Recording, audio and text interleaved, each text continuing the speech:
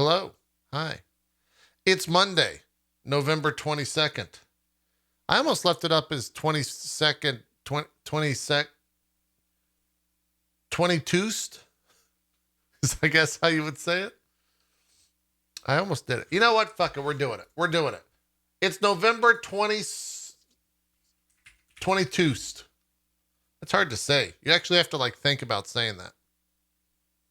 You have to think about saying it. 22nd. It's Christmas time, y'all. Fuck Thanksgiving. Okay? It's only Thanksgiving in America. It's Christmas time everywhere else. That's how we're going it. That's how we're doing it. We got trailers for you guys. So let's get to it. First trailer comes from the Hitmans. This is the year 2 announcement. Someone do the VR command in chat. There's no audio.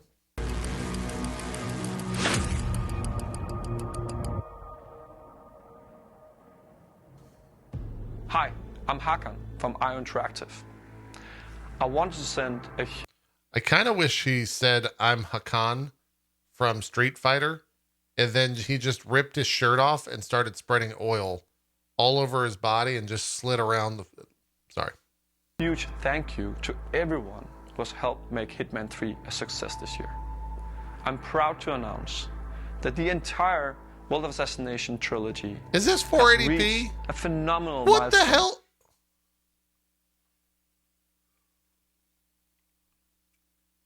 What is going on? Of 50 million players. Through hard work, Now that's the oiled man determination, right there. and sticking to our guns through some rough times, Hitman 3 now stands as the most successful Hitman game of all time. That's crazy. From our development teams in Copenhagen, Malmö, and Barcelona, to our friends in the media, and of course, our passionate community of players, thank you so much. We couldn't be more proud of everything that we've achieved this year. Looking ahead, I'm excited to share the plans for 2022. Let's hear it. I want to show you just a glimpse of what our incredible team has been working on for Hitman 3 Year 2, starting in January.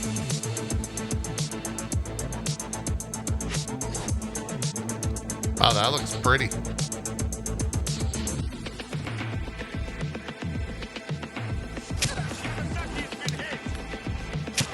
I think if they made an entire Hitman game in VR, that would be kind of fun.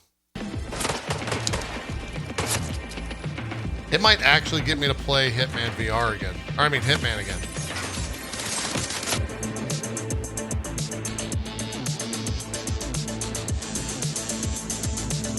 PC VR, ray tracing, and elusive target arcade are all coming soon. But that's just the beginning. We are currently working on new maps, new storylines, new modes, new ways of playing, all coming in 2022. And on top of that, we have a few surprises that our community have been asking for.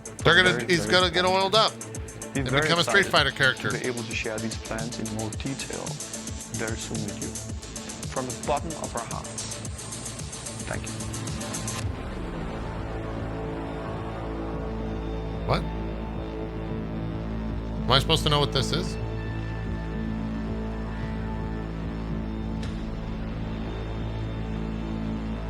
Oh, that's a new map? Oh, okay.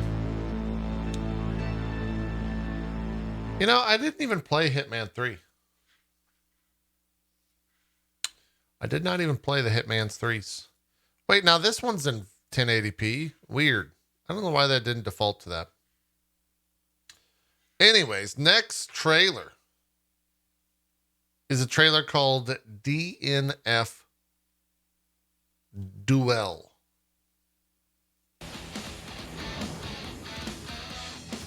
It's next. Oh boy. Oh, okay. Oh, okay. All right. Okay. All right. Arc system works. What? Wait, what? Is this like Guilty Gear Light?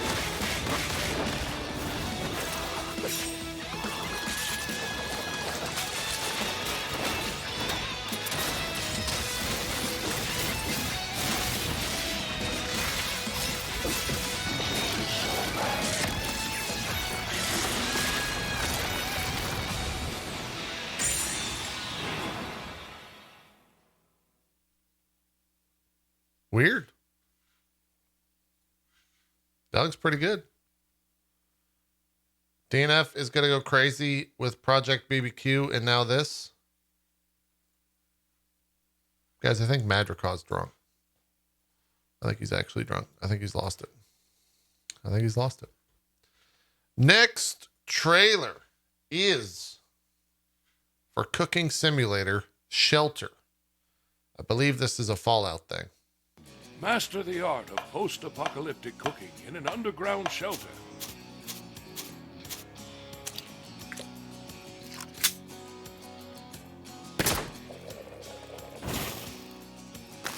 What?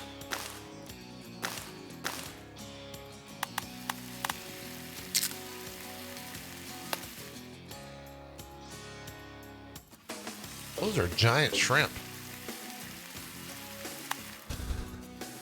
Is that a cactus leaf? Ew.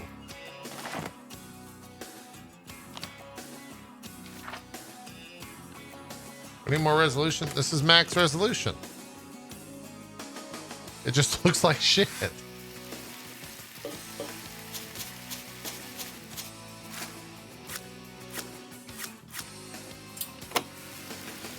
Cooking Simulator Shelter, now available. Buy now and get 15% launch discount. Okay. All right. There we go. You guys want to save some money on that game?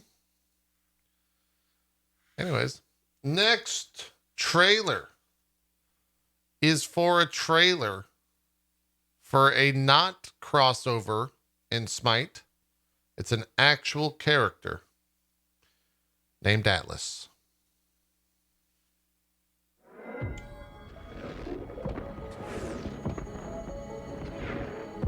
Those are good explosions.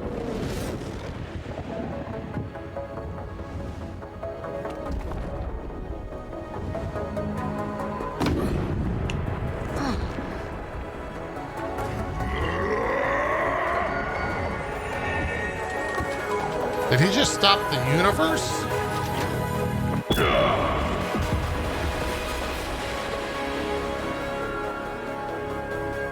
What?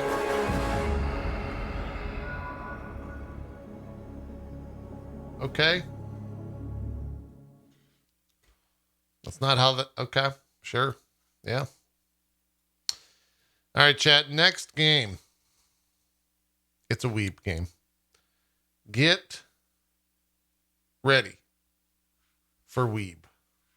Here we go. 私がブラフタですが、錬金術師ブラフタは私です。これはすこぶる興味深い現象ですね。このような What does Koriwa mean, chat? Because I hear that nonstop when we watch these anime trailers. And also when we watch, it means this is and that is Koriwa. Oh man, I hear that so often whenever I watch anime.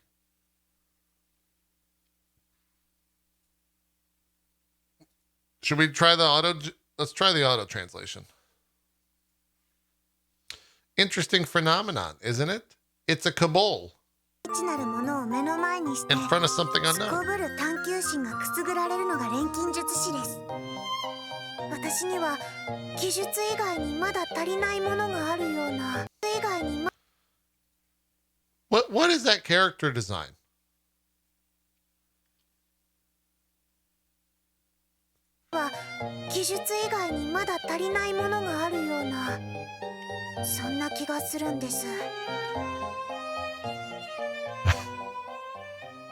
Well, that's it. Okay. I don't know. All we learned from that trailer is that Koriwa is, this is. Next trailer is for Dead Cells. It's entitled Everyone is Here.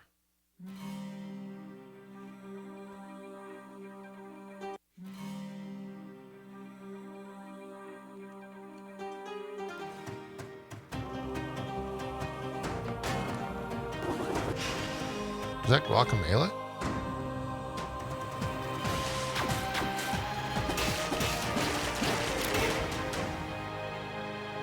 Misfortune's gun? Oh, that's Guacamole.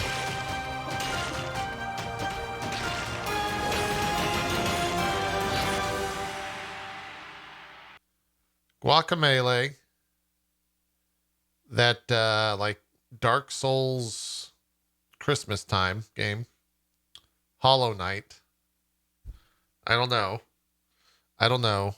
I don't know. And I don't know. Blasphemous. What are these? Curse of the Dead Gods right here.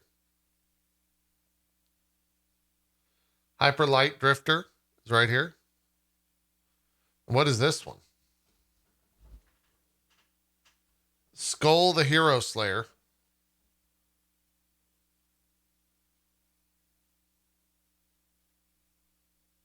Oh, this is the main Dead Souls character? Oh, and this is Curse of the Dead Gods. All right. I'm glad we made that as confusing as possible, chat. No one could list from left to right.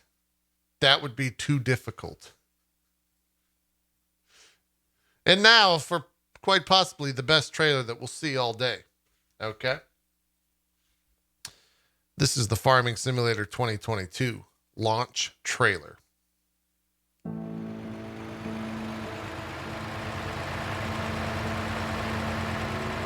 Yeah, I was a gamer, just like you, but there was... No, you weren't. No, you weren't. only so much my sore thumbs could handle.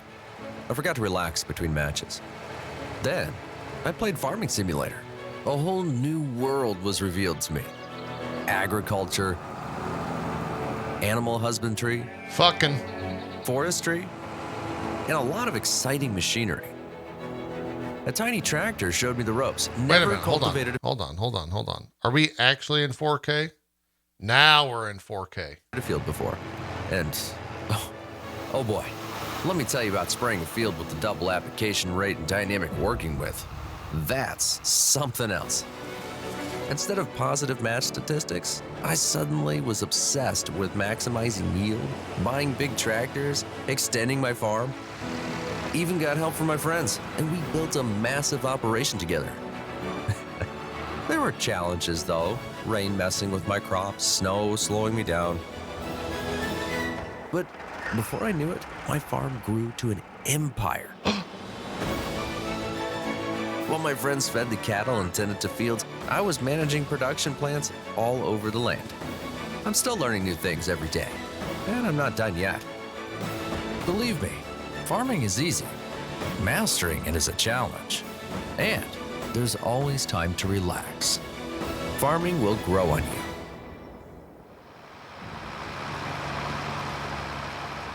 Actual farmers are out there fucking raging right now. Farming's easy? You fucking kidding me? This goddamn video game fucking says job's easy? All right, chat. Next game might be a Resident Sleeper. This is a 4-minute trailer for Postscriptum, the Armored Update trailer.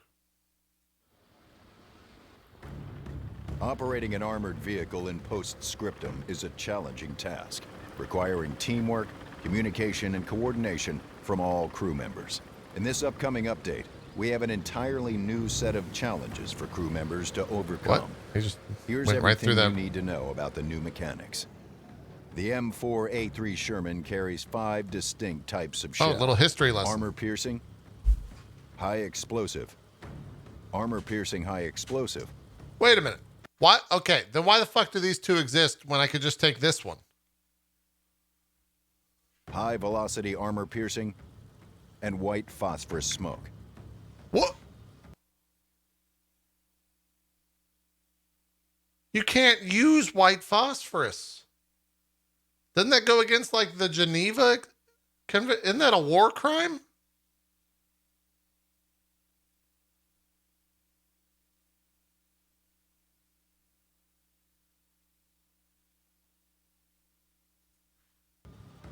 firing from the powerful M1A270. It's not a war crime if you win.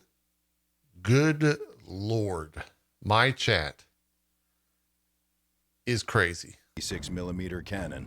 The projectile's trajectory will be affected by gravity based Jesus on its weight, and its velocity will be reduced due to air drag. In our example, we'll use a Sherman M4A3E8 to demonstrate how the different shell types will react to its armor and internals. Vehicles are equipped with vital and non-vital components. Damaging them will have different outcomes. This is pretty Destroying advanced. 3 or more vital components will cause the tank to become irreparable, and the crew will need to abandon the vehicle on the battlefield. Non-vital components like tracks on a single side and periscopes will not cause the vehicle to stop. Why is Blue Man Group in a tank? Chat, you're making me laugh today. Functioning, but will greatly hamper the ability to operate until repairs are done on each individual component. Upon impact, the simulation will analyze the shell type, its armor penetration potential, the velocity, and its angle relative to the surface to determine the outcome of the hit. If a shell is not capable of penetrating armor, it will shatter and send fragments around the point of impact, well, that person's injuring dead. anyone unfortunate enough to be in the way. When a shell penetrates the armor, chunks of the projectile will be thrown around the interior, as well as melting armor fragments, resulting in what is called spalling. The amount of spalling projected inside will be relative to the angle of the Is this a History itself. Channel video? Like, what's going on here? These chunks of armor are deadly and can cause serious injury to crew and damage internal components. The M62A1 is an armor-piercing shell with an explosive filler. Penetrating like an armor-piercing shell, it will explode on the inside of the tank, causing maximum flesh damage and component destruction. A tank on fire will need to be put out by its crews, or it may cause significant damage to nearby components, eventually leading to the tank burning down.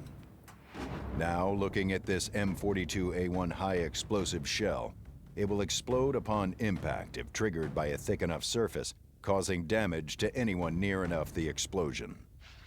Best used against fortifications, lightly armored targets, and infantry. It throws shrapnel in all directions around its impact point. Man, war's fucked High up, explosive chat. shells are capable of damaging external components on heavier vehicles, such as the periscopes, tank cannons, side skirts, and tracks. Extra armor that is located on the outside of the tank, such as spare tracks or logs, will change the way a shell will behave further, reducing penetration chance and let's go play improving some deflection. Battlefield. As a tank driver, your role is to make the best of this giant hunk of metal, managing your engine and maintaining maximum efficiency in both climbing ability and speed. Adjust your throttle to control the engine's RPM and your gear lever to change the adequate gear ratio. Lower gears will increase maneuverability, while higher gears will allow you to gain speed and mobility depending on the terrain. Mud, dirt, or snow, this new update will challenge even the most experienced crew. It's not for the faint of heart. This is armored. That was I was expecting, I was enthralled in that video. I was expecting that to be a sleeper. That was a hell of a thing right there that we just watched, chat. Very good. Very good. And now for a different type of war. This is Fighting the Game Engine, brought to you by Arma 3 creator DLC Western Sahara.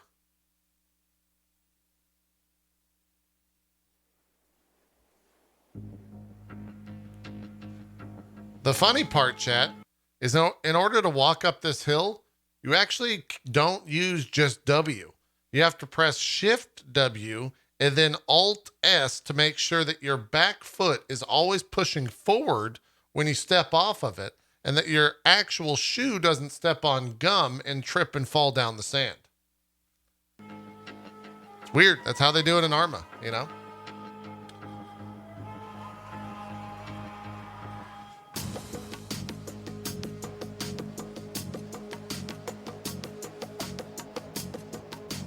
It's just like in real life.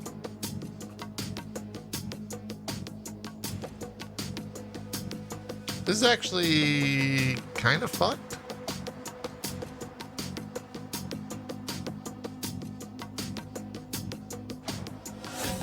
Yeah, Arma 3 is basically if the co-op devs saw Call of Duty and were like, hold my beer.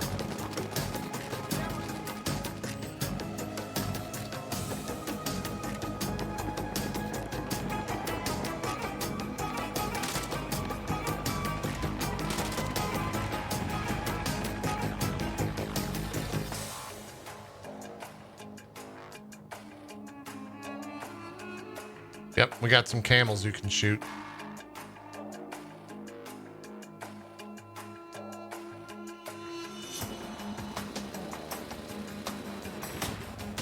Holy shit, look, is that a warthog?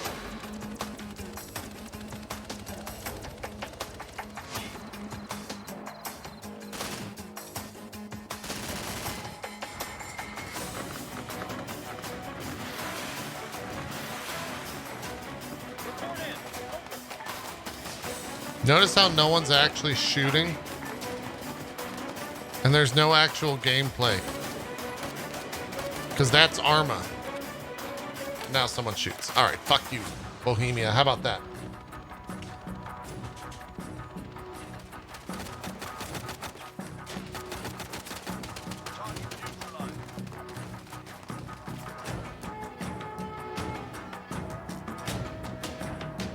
Look at that camel. Camel's probably got a bomb in its belly. You know what I'm saying? He's gonna spit at you. That's Arma 3. Next trailer we have watched multiple times. Twice. Once? We've watched once on the channel. Also, to the person that posted earlier in the chat, don't hit up and enter again. It's only one if you know that it's one. And that's only to the person that posted that. No one else will understand this. Here's the trailer for Project L. Hey everyone, I'm Tom, executive producer at Project L. And I'm Tony, Project L's technical lead. Last time we talked, I let you in on the secret that we're building a fighting game here at Riot. We showed you a brief glimpse of gameplay and said we'd be going dark for a while, but we'd share more. It's the Cannon Bros. Well, a lot's changed since then. We've made some great progress, and while the game is still too far out to commit to a release date, it's been a bit since you heard from us, so I want to bring up to speed on what we've been working on. From the beginning, we knew that we wanted to make a 2D fighter set in the universe of Runeterra, but the 2D fighting space is pretty broad. Even from that starting point, there were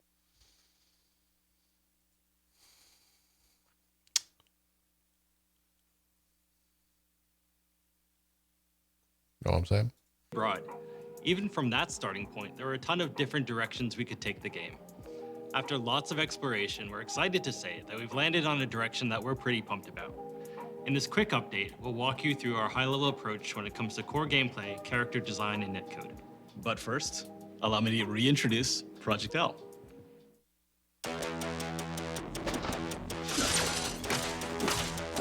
I wish they would have released a 60 FPS trailer for this.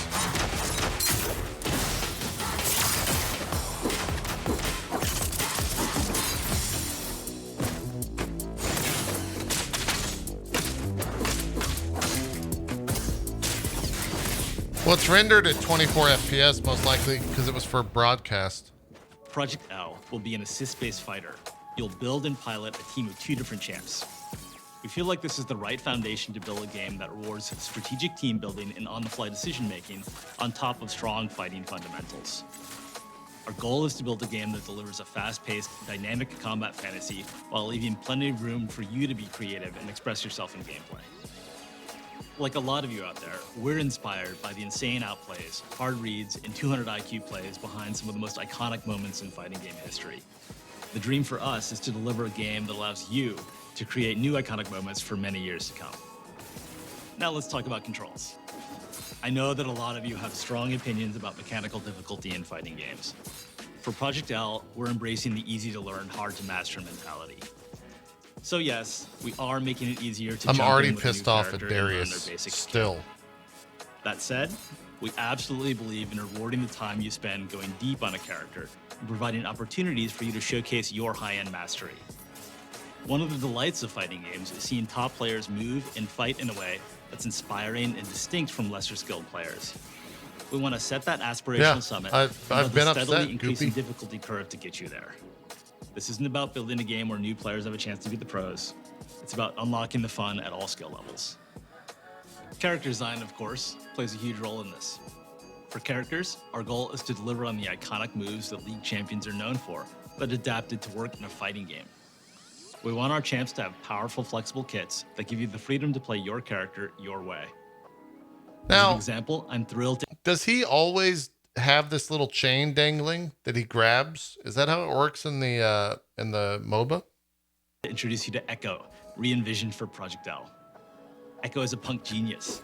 He's a brilliant inventor who, through time manipulation, can rewind his own mistakes and stay one step ahead of his opponent. The centerpiece of Echo's kit is his Chrono Strike. It's a forward-moving slash that's a pretty good poke and a combo ender. See right there. When Echo slashes with Chrono Strike, he generates an after image that he can rewind back to any time in the next few seconds of the match. You can use the rewind to double down on your first slash or make a different choice and branch into a high committal launcher.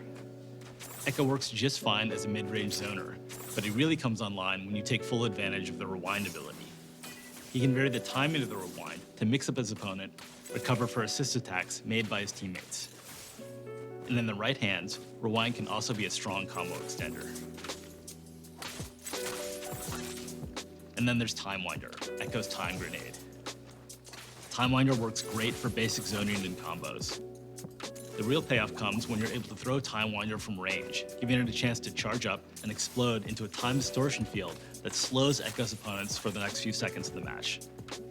For both of these moves, our approach is to give you a tool with a clear primary role, but with lots of potential for extra utility when you use it in the right situation. Now, while gameplay is obviously super important, high-quality netcode is essential for any great fighting game. So this is an area where we're investing big. I'm going to turn it over to Tony, and he'll walk you through some of our networking foundations. Netcode has been a top-of-mind topic in the FGC for the past year, especially since we haven't been able to gather for live events.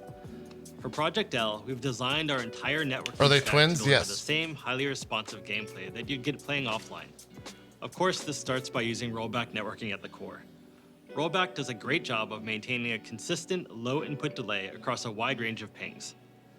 We've also developed a new networking model that enhances the benefits of rollback with core technology developed by other games at Riot. These two made GGPO. Only one of them is our internal network already being used to minimize latency in one of League them's of Legends roll and back focus. We're also network actively focus. managing a player's connection to their opponent to ensure a consistent, fair play experience. If their connection is laggy or drops packets, their experience will suffer, but yours won't. And if someone rage quits in the middle of a match, our netcode will determine who should win and who should be penalized. We're taking netplay very seriously for Project L. It's the primary way that we playtest the game internally, and we're working every day to make sure it's in top shape. GGPO is the we hope you enjoyed the sneak peek at Project L. Open source rollback I want to remind you code. that our game is still in R&D. We're happy with how core combat is shaping up, but there's still a ton of work to do. Thanks so much for your patience while we take our time to make sure that we get this right. So that's all for now. Last time we spoke, Project L went dark afterwards, but this time we'll do our best to keep in touch when we have major news to share. Thanks a lot. Thank you. Yeah, those two are kind of legends in the fighting game community. Though I did see a lot of chatter amongst fighting game. What am I trying to say? Well-known people within the fighting game scene that are probably from like the older generation, I would say, and apparently not that many people from the new age fighters know who the Cannon Bros are, which is kind of sad, to be honest. They are legends without a doubt. It's in good hands for sure. Very excited for that. Riot's entering into potentially a great time, a good time. Anyways, I'm excited about this trailer. I know nothing about this game. However, I do know the name of it is Drizzle Path. So let's see what Drizzle Path is. We may choose to see the world in black and white.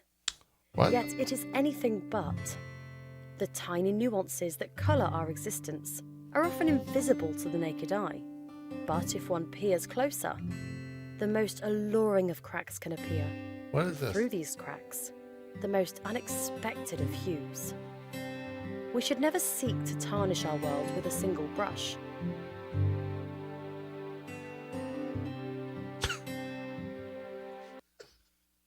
Everything looked so good until this stupid bear walked across the screen. What is that shit?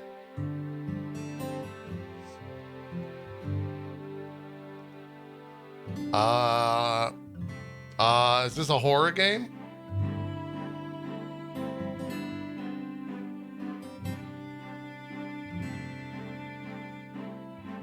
We fear nature in many ways, yet nature often fears us in return. What? It saddens us to see the deer bolt away. Surely it knows that we mean no harm. And yet, what is this? Are we ourselves aware of what we are capable of, should circumstances arise? The death of another can sometimes mean life for us, and vice versa. Perhaps we would do well to follow in the skittish animal's footsteps, and make haste ourselves. She's a witch. She's a witch.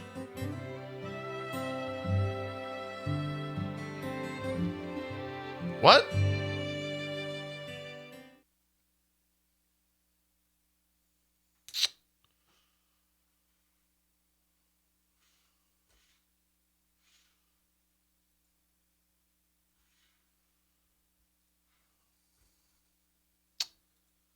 Weird trailer, y'all. Very, very weird trailer. And now, here's a trailer.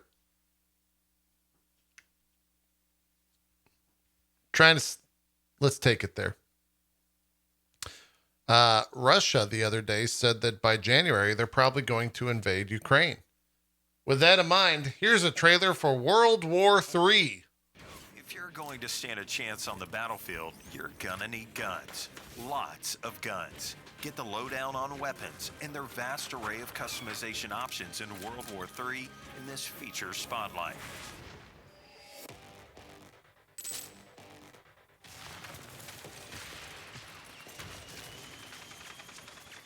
Lock and load, operators.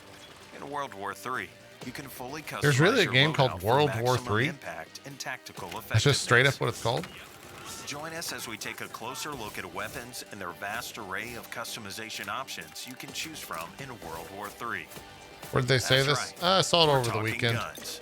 Lots of guns.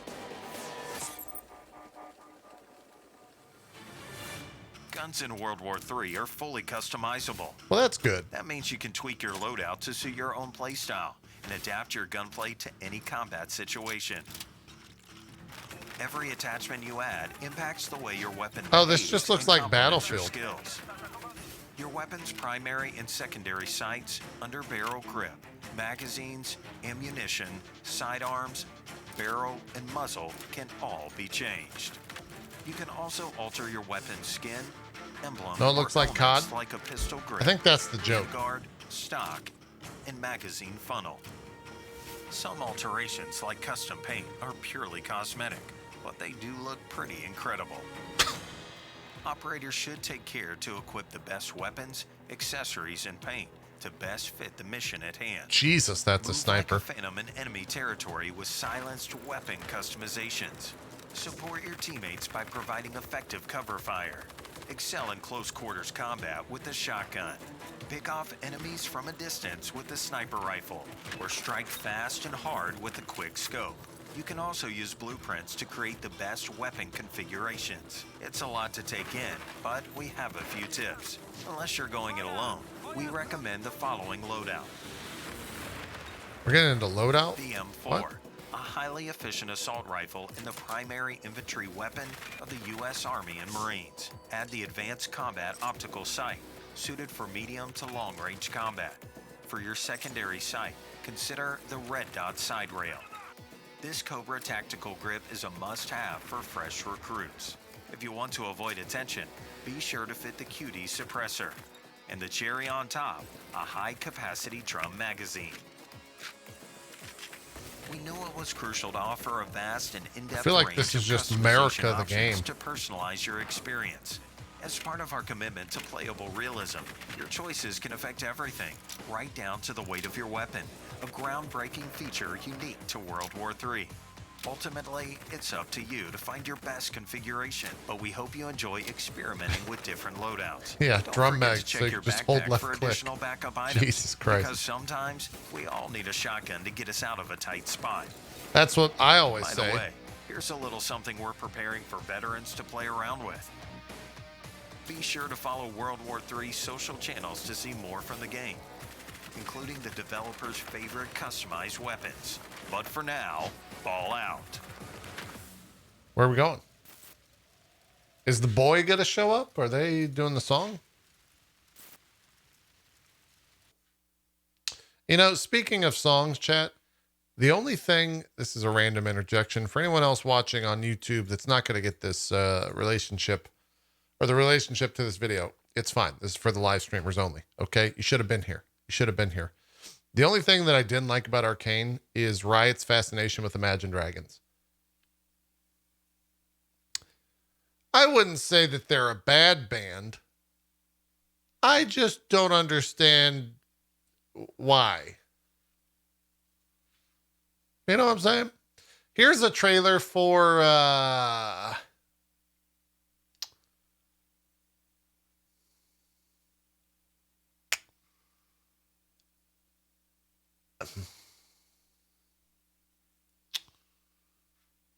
let's see if they let me know.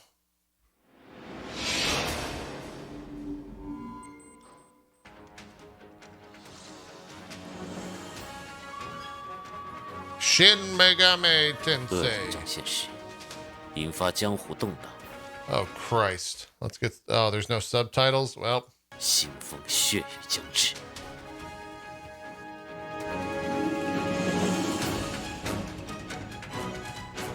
Is this an MMO? What are we what are we even looking at? Dr. John, can you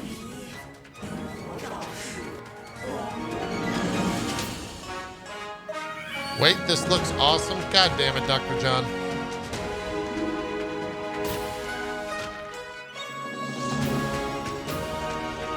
Yeah, I think this is a Wuxia MMO.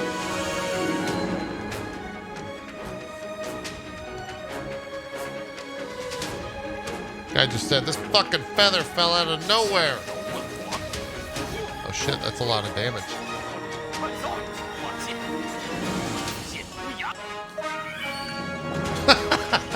What the fuck?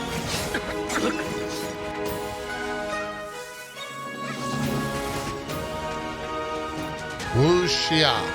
There you go. Uh-oh. Oh, that's okay. That's the end of that trailer. Couldn't tell you the name of the game. Anyways, back to another Riot game trailer. Apparently Riot Games acquired is working with I don't yeah, they okay. So Riot, it says right here in the description. Riot purchased Hypixel Studios. Here we go.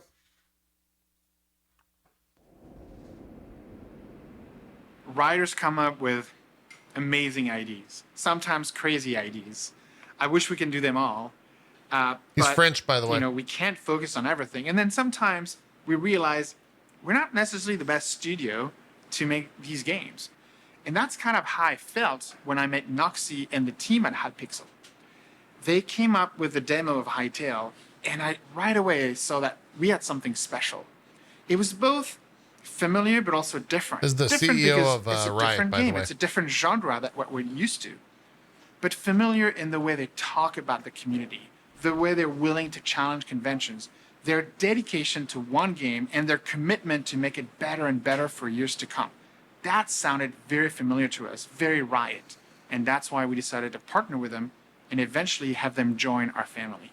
I want you to know all about this, but I'm not the best person for this. So let me invite my friend Noxie to tell you about this journey.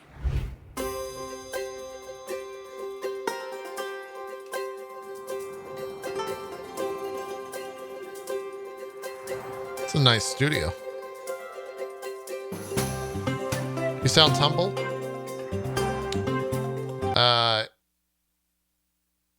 Any interaction that my wife has had with him, which has honestly probably been a decent amount of meetings, she said that he's very nice and very humble as well. So the story of Hypixel is a story of a collective of Minecraft modders who shared a dream of going pro and having their own game someday. Hypixel was very much driven in its ambition by the challenges that we faced as modders. So when we made the game, we knew that we were making the game for modders like ourselves. Since the announcement of the game and all the attention that we received Ed afterwards... Sheeran? How did he win? It looks like Ed Sheeran ate Ed Sheeran. We started the process of making some pretty big changes on our path. Or Jesse Cox and Ed Sheeran fucked and this was the kid. And realize their dream of what the game can be. It's pretty remarkable when you announce a trailer for the first time and, you know, before the game is even out, you're getting fan art. This is Eddie Cox. And props. Subreddits are developing and the community is just showing you so much love. It's a lot of pressure as well. So we knew that we started to need some help, and then entering into a partnership with Riot. Ed Cockshire? Just what? No, that's not -1. League came from Dota, which was on Warcraft 3. Oh my God, League of Legends used to look like that, y'all. Oh my God. Dota, which was on Warcraft 3. And so Hytale has come from Hypixel, the server, which was on Minecraft. And so that story is pretty unusual in the industry. And so we felt like there was a lot of lessons that we could maybe learn and advice that we could get for that journey. And so we met them way before the trailer was announced. And even back then, before, you know, we had proven that the audience was interested, Riot was interested, they supported us with advice and investment when we first established Hypixel Studios, and later when we became part of Riot Games in 2020. So that's enough of the context. Here to tell you more about the game itself is Sean McCafferty, our COO. So wait, what even is Hytale? In Hytale, you create an avatar and set out to leave your mark on an immersive fantasy world. Is it just As Minecraft? As an avatar, you have the power to reshape yourself and the world. We want to make expressing your creativity feel like magic and to take everything we love about the block game genre and combine it with our favorite parts of classic fantasy RPGs. You'll go on adventures in a world called Orbis. Here you have the freedom to craft, build, explore, and take on challenges with your friends. Our goal that's kind of fun. Is to build a world that feels immersive and inviting no matter what you choose to do. What the fuck is the block game genre? Well, it all starts with blockchain support. Truex. Beyond Orbis, you'll have the opportunity NFTs. to compete and express yourself through minigames and other forms of social play. No matter what you and your friends are up to, we want to make sure that you'll be able to come together, hang out, share experiences, and establish your own identity. PvP? The fuck, they're like going at it.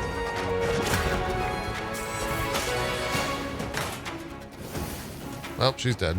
Underpinning all of this is a set of tools that are intended to help creators undertake the same sort of journey that we have. These range from advanced block building tools to an in-game modding interface that lets you reconfigure gameplay itself. We intend to empower you to create everything from new creatures to whole new game modes. Our goal with these tools is to both empower the existing modding community and clear the way for a generation of new creators. We want to pave the way from creative play, expressing yourself with all the freedom the blogs provide, all the way to Creative Pro, making mods and sharing them with the community. Yeah, that's how they started the video, Nerdbound.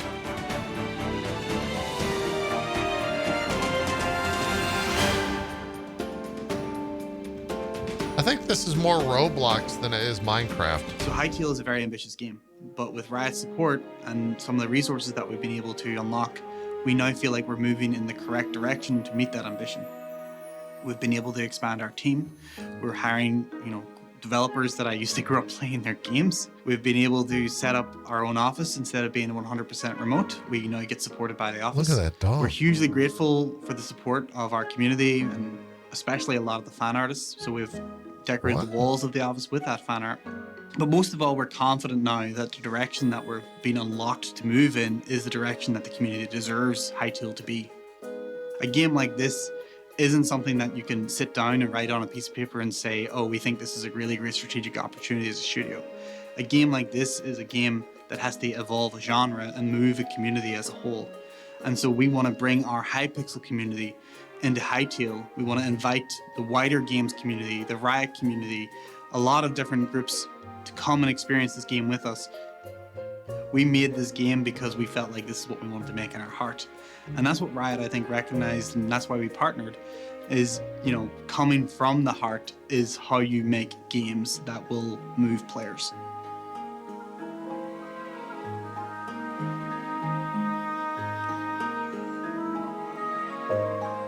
Cool. I'll probably never play that game. But because Riot owns Hytale, I hope it does well. I hope that game does very well. Because my wife works for Riot. And that means that she does well. You know what I'm saying? Also, chat, we've got 7 or 8 trailers left. Remind me, I've got a league story from last night. Okay. This is the Arkanoid Eternal Battle reveal teaser.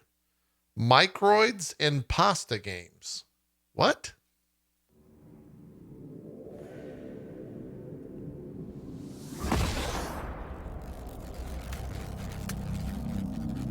Is this just a...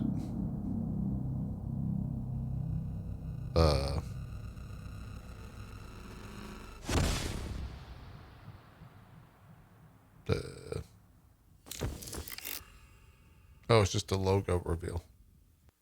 Oh, pasta. Oh my God. The HD just kept... What is going on with YouTube? It took 30 seconds for the HD to kick in. It's crazy. It's absolutely crazy. Speaking of fighting games, here is the Brawlhalla and Street Fighter crossover reveal trailer. Doesn't Ubisoft owns Brawlhalla now, right?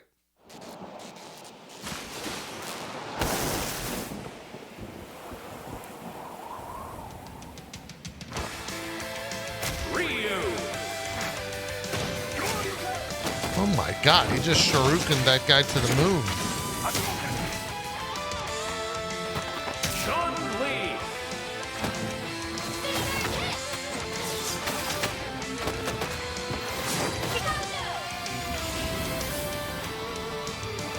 Motherfucking Akuma. Akuma.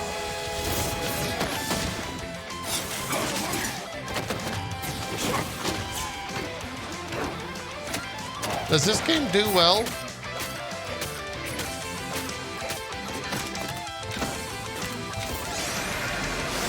It does? What do they, because it's free to play, do the characters cost money?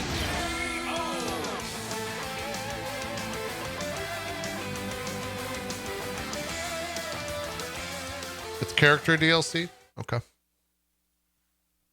What's with all the fighting game announcements recently? Is this the new fad?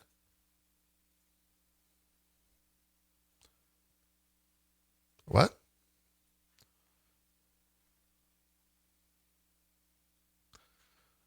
Here's a trailer for Warhammer Age of Sigmar Tempest Fall launch trailer. Let's go 4K. Here we go. You're familiar. Well, I've been doing this for 10 years and I stream a lot. Is truly no one left alive in this city? No. Not with all the death rattle crawling everywhere. What? Is this VR? Oh, this is the VR game. The Night Haunt are a formidable foe. I don't like that. Don't stop them.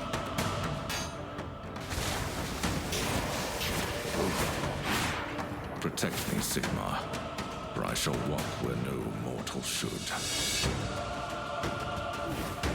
This is war, Mithras. You fight. I mean, this might actually be a good VR game. You hope you rise to fight again. This is a second or third trailer we've seen for this. Is forward.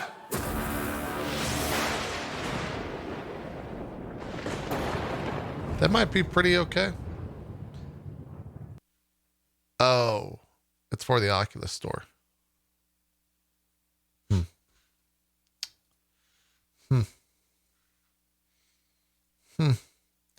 Chat, this next trailer. Now,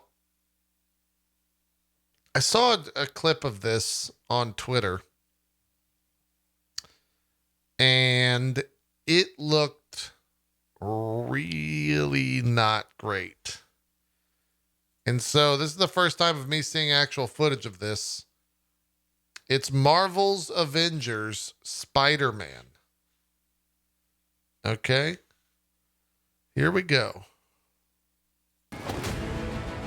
Finally, on November 30th, Spider-Man is swinging his way into Marvel's Avengers. If you're playing on PlayStation, that is. I recently got the chance to spend 2 hours hands-on with Crystal Dynamics' latest addition to the roster and see everything the web-slinger has to offer. I came away looking forward to using his abilities more, but a little worried about what it is I'll actually be doing with them. Yeah. Quick note here before we get going that all the footage you're seeing here has been provided by the developers and not captured by us, so may not illustrate exactly what I'm going to be describing here. Peter Parker's introduction to Avengers is slightly different to previous DLC characters. Called a hero event instead of an operation, Spidey doesn't have any of his own story missions, but instead feels more akin to a character joining a hero shooter roster. As with every other Avenger, Spider-Man comes complete with his own unique moveset and slots right into the frantic action. With a combat style largely centered on quick evades, perfect dodges and quick-fire melee attacks, he plays somewhat similar to a more nimble Black Panther. While a lot of his strikes are your standard punches and kicks, every now and then a more Spidey-like contextual animation will trigger, which feels entirely in keeping with the character. As with any of the Avengers, he also has 3 heroic abilities. Web Bomb causes area of effect damage and is naturally useful for crowd control, but also inflicts the new webbed status effect onto enemies. Once that status effect bar is full, a webbed enemy becomes incapacitated and much easier to take down. The Spider Drone is a patrolling AI companion that fires webs at any foe that wanders into its radius. You can choose whether to instruct it to roam a specific area of the fight, or set it to follow mode, offering some welcome flexibility on the battlefield. Lastly is Spider-Man's ultimate ability, the Wrecking Ball, effectively a giant ball of webs that smashes down onto the ground to damage anyone near it. It works in a similar fashion to Thor's Bifrost ability. Spider-Man feels great in combat, which is not entirely surprising. Hero design has never been Marvel's Avengers' problem. The same, sadly, can't quite be said for how it feels to play as Spider-Man outside of a fight though. In this preview build, I got to swing around the eastern seaboard region, which is the closest we're going to get to Peter's native Queens. A very high bar has been set by Insomniac when it comes to the fluid motion of Spidey, but even allowing some headroom, Avengers falls quite some distance short of it. Opting for the swing off of anything method, Spider-Man effectively swings from a glass ceiling in the air. In fairness to Crystal Dynamics, this is the only real option, with the majority of Avengers locations being rural such as deserts and snowy tundra. The developer also doesn't have the luxury of being able to design a whole city around the Spider-Man mechanics like Insomniac has. Despite this, some of the magic is there, especially for the first swing or two after each launch into the air. But that magic often swiftly and unceremoniously evaporates as Parker smacks his face into that aforementioned glass ceiling and all sense of momentum is lost. The lack of true swinging freedom is noticeable, and while maybe it's unfair to compare it with the Insomniac version, it's honestly questionable whether the swinging here feels any better than Spider-Man 2 did on the PlayStation 2.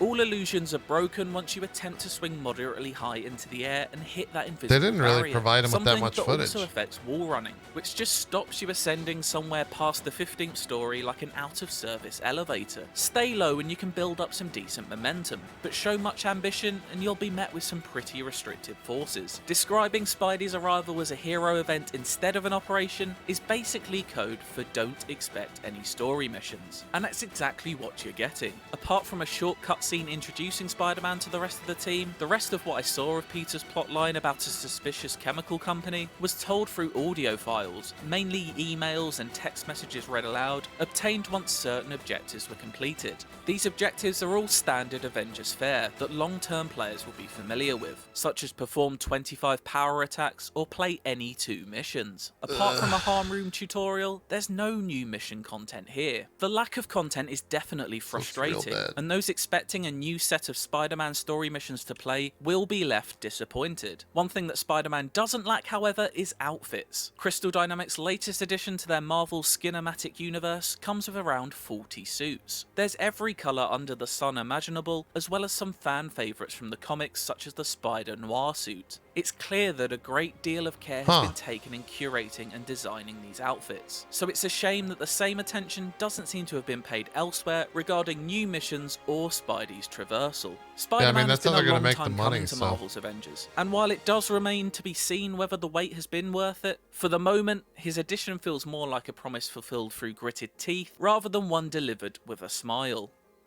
For more Spider-Man in Avengers, why not check out the latest trailer, and for everything else, stick with IGN. Man. I think sometime in the next year, in 2022, that they're going to stop support for Marvel's Avengers. I think they're going to close it down sometime next year. Or at least announce that it's being closed down next year. It's rough. Here's a trailer for a game called Paco 3.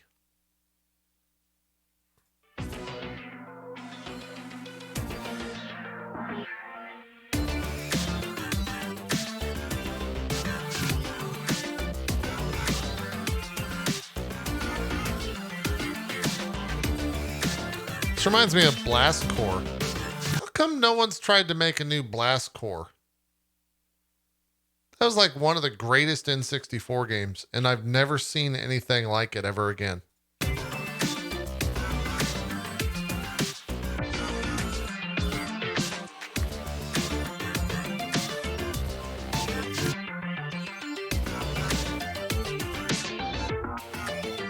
That seems okay. Paco 3, No Escape. Was there a 1 and 2?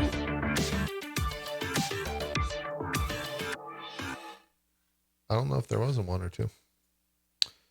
Next trailer is for a game called Witch Wood.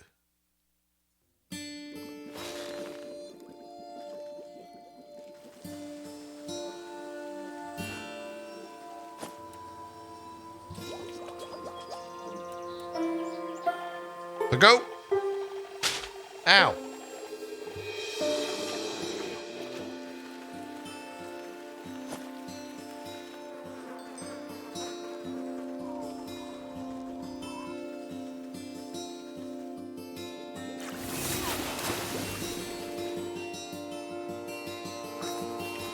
Oh, so you play the witch.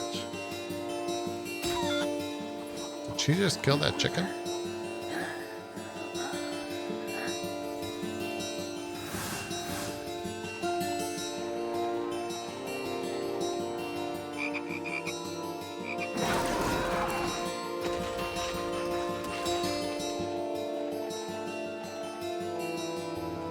This looks kind of spooky.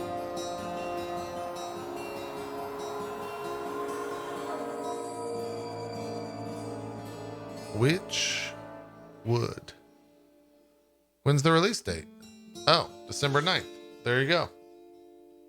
That's the same day as the Game Awards.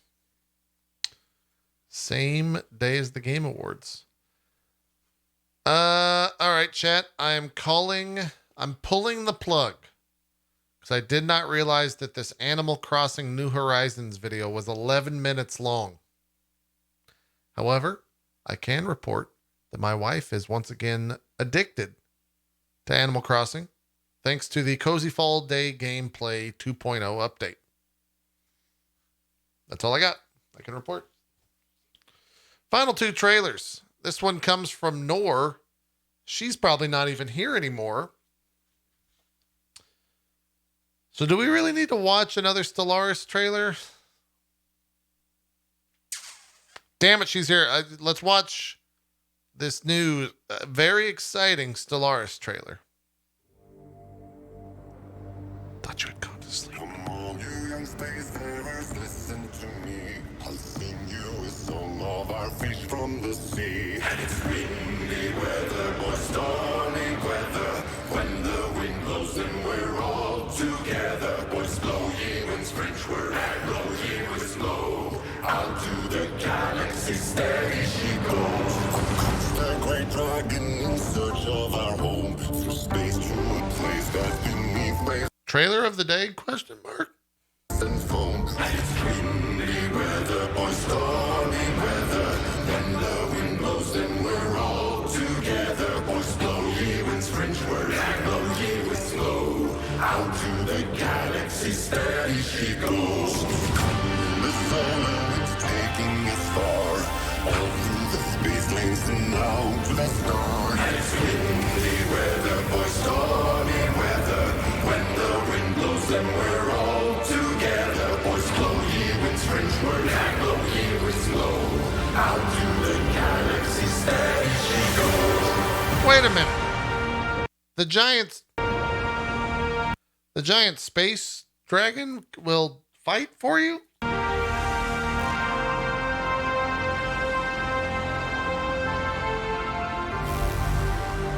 Really? Does it own? It probably owns. You have to work for it, but yeah. Final trailer. Wait, what? This thing's 6 minutes. Final trailer of the day is another chat. Last minute update. This is the trailer for Falling Frontier.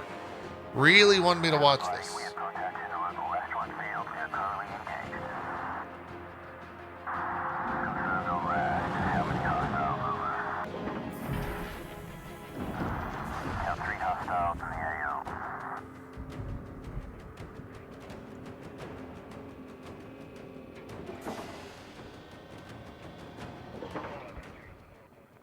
Hey there, I'm Todd Darcy, a solo developer at Stutterfox Studios. What? Speak up! Now I'll start by saying I've made the decision to delay the early access release of Falling Frontier into the second quarter of 2022. Oh wait, is this the game that only has one person working on it? For me, quality is paramount. Falling Frontier is my dream game, so I want it to be the best game it can be, and for it to be the game you all deserve. I do, however, have some exciting things I've been working on from the campaign, Titan Rising, to show you all. The campaign tells a story of a war between Titan and Mars, and humanity's eventual expansion out of our solar system and into the frontier. The following sneak peek is just a small sample of what's been worked on, but let's get started and check out Titan Rising. Welcome to the world of Falling Frontier. It's a grounded sci-fi world filled with detail and activity. Here we have Riot Station. It's a way station in orbit above Saturn's moon Titan. A way station gives the player the ability to offload some tasks performed by a shipyard, such as repair, rearmament, recrewing, and resupply. Currently, there are 2 ships docked at Riot Station, a Hanno-class destroyer Pinnacle and the Crate-class battlecruiser Fatan. There's currently a search and rescue operation in a nearby asteroid field that requires my attention. Neither ship is equipped for such a specialized operation, so I'll make a change to the Pinnacle and deploy it to the field. The Hanno is a ship of Titan design, built at the shipyards above Europa. Like all ships in Falling Frontier, it can be used for many purposes. The ship designer gives the player the freedom to play how they want to. There's no right or wrong way to play, just choices and their consequences. I'll select the search and rescue module for the ship and initiate the upgrade process. Usually the upgrade process would take some time, but it's been accelerated for this demonstration. Falling Frontier is all about providing data to the player and allowing the player to make the next move. The capture of an enemy's crew is just one of many mechanisms the player can use to acquire information, so it's only going to be naturally important to also recover your crew if you can do so.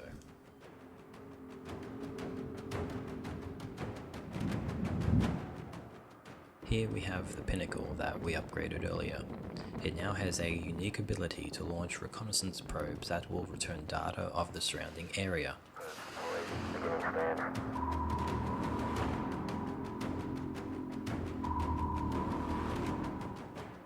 Just like in the ocean on Earth, lifeboats drift from their last known position. Over time, finding these lifeboats can become incredibly challenging in the black of space. Command crew will potentially offer different types of information under interrogation, depending on both their type and a special characteristic called You can just run through the asteroids?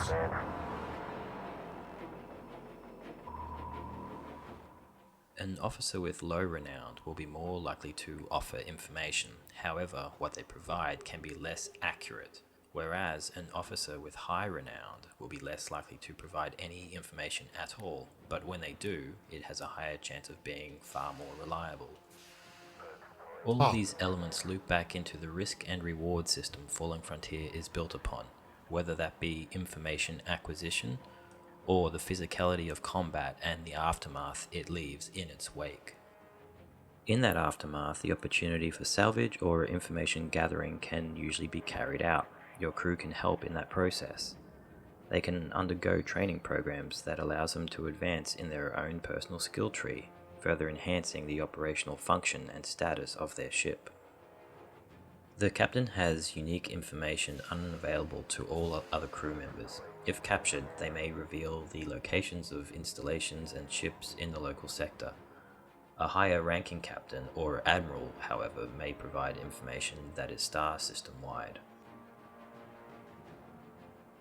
The navigator has knowledge of where the ship has been or where it is headed and may reveal that information under interrogation. They may also reveal common patrol routes of allied ships.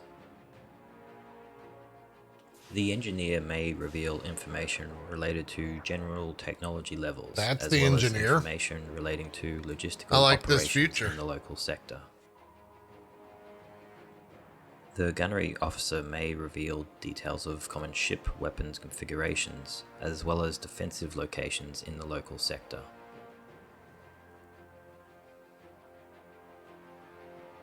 Falling Frontier is about choice and consequence, risk and reward. Leaving crew to die in the black of space will have economic impacts on your war machine.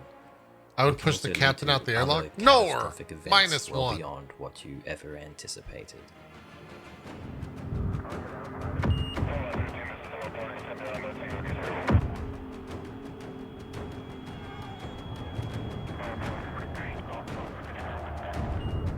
Well, that sucks.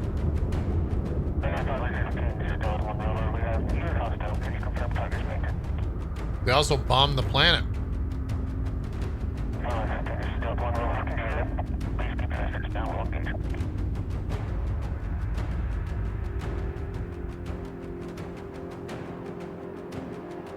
Okay, that's Fallen Frontier. I wonder if that game will ever come out. Anyways, that will do it for trailer time. Thanks for watching. We got JPNN coming up if you're watching live. If you're watching on the VOD, you'll have to make sure to click to watch the old trailer time. All right? Make sure to like, subscribe, follow, do all that stuff. And we'll see you on a future video. Bye.